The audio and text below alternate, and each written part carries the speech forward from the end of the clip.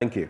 What do you make of this three-day endeavor, the demonstrations, and all that happened? Just briefly, I want your quick thoughts on everything that happened. It is the constitutional right of the group of Ghanaians to demonstrate. It's well enshrined in our constitution, and I want to take this opportunity to say kudos to them for organizing somewhat a peaceful protest to drum home the points that they wanted to. Albeit on the first day there were issues that we all didn't like, and we have all condemned it as such, and we hope that some of these things never recur.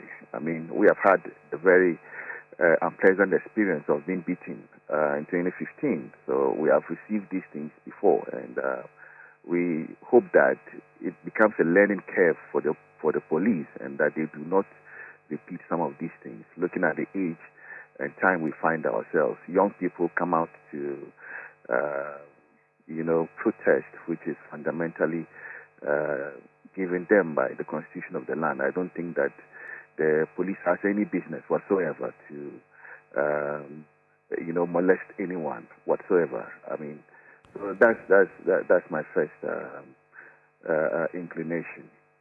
But I mean. Well, you say the police had no business, interfering with these people, arresting them, of course.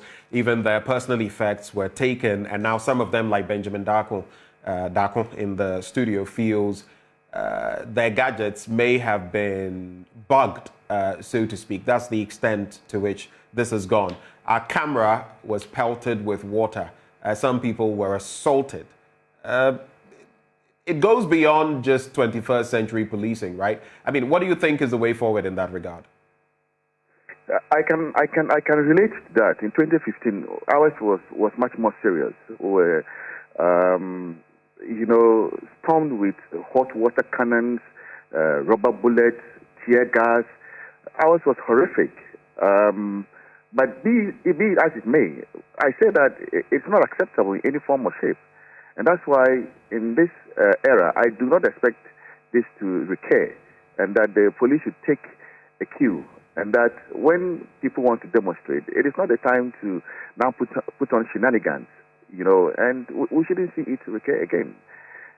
In 2015, we had the unpleasant situation where a young man was shot in the eye, Justice Ajakuma, subsequently went blind in the eye, developed complications, and died. I don't think that it is, something nice to repeat.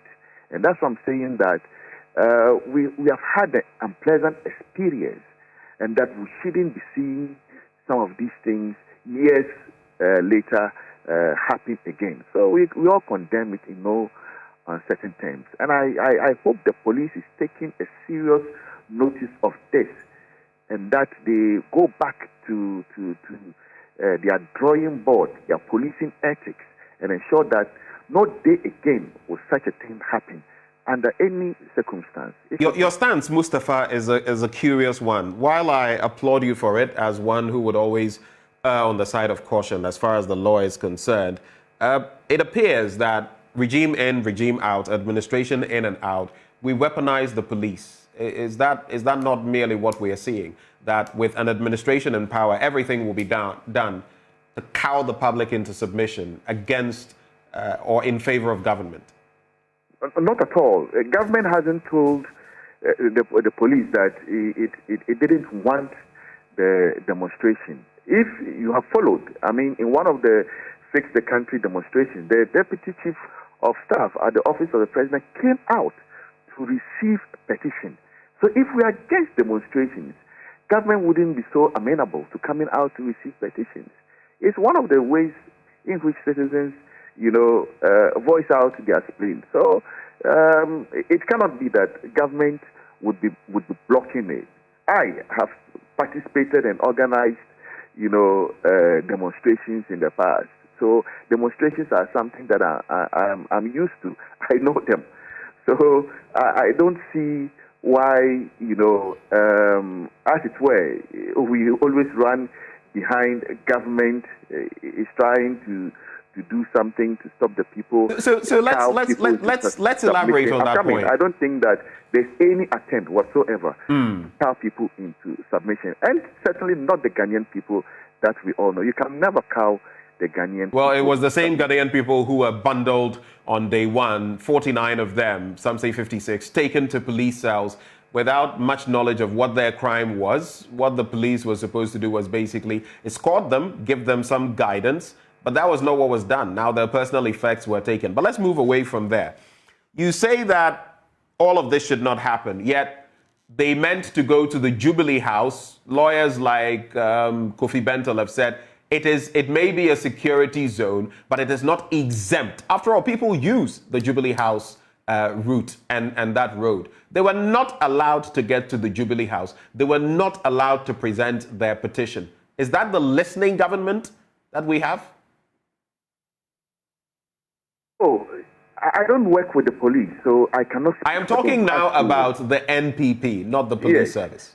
The NPP is extremely listening, and I made reference to the fact that you did not go out and interact with the demonstrators. You did not receive their petition. So much for listening, right? If they had gotten to where they intended to, if there was communication that they were going to present a petition to an official of Jubilee House, I'm sure that someone would have come out to Mustapha, yes. I beg your pardon. I beg your pardon. You are telling me here, and all Ghanaians, those listening, those watching, that if the demonstrators had made it to the Jubilee House, you would have accepted their petition, but you knew that the police was impeding them from getting to the Jubilee House.